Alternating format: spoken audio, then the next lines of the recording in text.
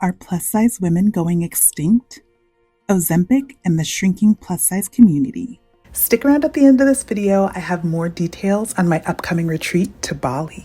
Recently, I was asked on Instagram, Cece, what's one piece of advice you'd give to a plus-size woman struggling to release weight?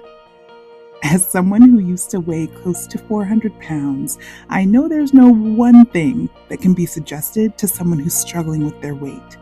There's no magic answer, but what I can do is take the time to share my experiences and make one suggestion at a time. And that's exactly why I'm starting this series on what I'd say to a plus-size woman struggling to release weight. Together, we'll explore different aspects of weight loss, health, and the plus-size experience, and hopefully you'll find something that resonates with where you are right now. So back to the question. Cece, what's the one piece of advice you'd give to a plus-size woman struggling to release weight? And here's my first answer. Listen to your doctor. It's not easy to hear the advice about your health, especially when it comes to weight. Sometimes the delivery is rude, blunt, or just plain hurtful, or even harmful. If you know my story, you know that I've had doctors focus on my weight instead of other things, and I've had some health scares because of it. So doctors are not innocent angels here. The anti-diet plan on Threads shared that people in larger bodies continue to experience weight stigma at the doctor's office all the time. Studies show that doctors spend less time with fat patients and are more reluctant to touch their fat patients. They harbor anti-fat bias towards their fat patients. And she asked, we wonder why fat people are afraid to go to the doctor, being a little bit, facetious there. From my perspective, at the core, your doctor isn't trying to shame you. They're trying to help you live your best, healthiest life. Personal story, when I was 21 and 325 pounds, my doctor looked at me and said, Cece, you at 35 with weight loss surgery will be healthier than you at 25 without it. Whew, that stung. And I wasn't ready to listen back then. The anti-diet plan on Threads shared that many fat people avoid the doctor's office out of fear of experiencing weight stigma. And by the time they see the doctor, they might have a disease that's way harder to treat and way more advanced. She asks, is it that fat people are unhealthy? Or is it that the system contributes to their ill health? I hear you.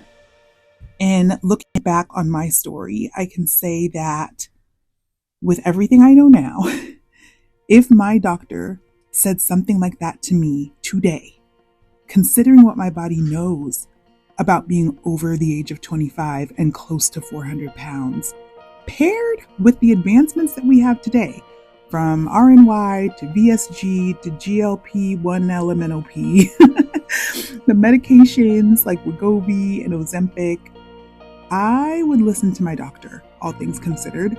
And if I had that moment to do over again with everything I know now, I would take a different action. And in case you haven't noticed, many plus-size women are quietly or loudly also taking action. The anti-diet plan tweeted out on Threads, a haunted house, but it's body positive influencers talking about their weight loss journey. So this brings me to a question I'm exploring. Are plus-size women going extinct? If the plus-size community continues to shrink, I'd like you to keep in mind these three things. Number one, your size is not a personal or moral failure. As plus-size women, we've all felt the weight, no pun intended, of society's judgment. But let me be clear, being obese is not a personal or moral failure. It's just a condition of our bodies, shaped by both internal and external factors. The anti-diet plan said there's a cultural narrative that it is morally inferior to be in a larger body. People associate fatness with laziness, not being as smart, and being undisciplined. This leads people to feel more justified in discriminating and being cruel if they believe that those associations are true, particularly if they think a person's body size is in their control. Now, from my perspective, that being said, we need to acknowledge that it's becoming easier than ever to simply opt out of being plus size. With new medical tools and procedures making weight loss more accessible, many plus-size women are choosing a different path for their health. And while there's nothing wrong with making that choice, it's important to remember that your worth isn't tied to your size, no matter what path you choose, no matter what size you are. Okay, number 2, here's a hot take. Rock with me on this one. A plus-size body is like having crooked teeth. Give me a second. Rock with me here. Imagine having a not so perfect smile, crooked or missing teeth. For many, that's the result of genetics or lifestyle, internal or external factors. And once upon a time, fixing your teeth, fixing your smile required intense interventions like braces, surgery, or expensive treatments. Today, we've got way easier solutions like Invisalign, making it more convenient to fix smiles that don't necessarily fit into cultural norms. And let's be real, many of us, even plus-size women, have judged someone based on their teeth. I'm going to raise my hand as a repeat offender.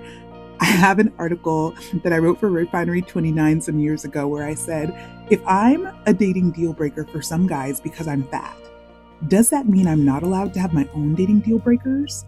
I don't think so. This is my words in Refinery 29. I said, my list of dating demands is minimal and straightforward. I like my guy smart, Christian, taller than me. I also want them to have a full set of teeth. I met a guy once who had no teeth on the left side of his mouth. He picked me up in an expensive luxury car, but I guess he didn't think shelling out for false teeth was important. Of course, in his online dating profile pic, he'd flashed a tight-lipped grin, which left me no indication of what was missing. When I wrote this for Refinery 29, the comments were so supportive. You dolls in my community were like, oh my goodness, this is awful. So we as plus-size women, I think we can wrap our heads around the idea that we all have aesthetics that we judge people by. Society has less tolerance for crooked smiles now that fixing them has become easier. Didn't George Washington have wooden teeth, right? Nobody has wooden teeth anymore. We kind of feel like, okay, if you're at a certain place, you should have been able to figure that out by now. The same thing may happen with plus-size bodies as weight loss becomes more accessible. People might become less tolerant or understanding of plus-size bodies. That's why it's more important than ever to have a body-positive mindset at every size. Your body deserves love whether you choose to stay the size you are or take steps to release weight. Number 3, your healthy weight might still be plus size. Here's one final thought I want to offer. Your healthy weight may still fall within a plus size range. Not every journey ends with a size 2. For some of us, being plus size will always be part of our lives. We just know we might be a little bit smaller. I know for me, even as I've moved from a size 28 to a size 18, and as I feel my waistline kind of whittling down towards a size 16, clothes are a little big these days. I'm still a stallion. I'm still a big girl, a thick snack, and I am okay with that. It's important to remember that health is a practice, not a dance size. And for reference, right now my sizes are height 5'10", top size 14, bottom size 18 or 16, and shoe 11 wide.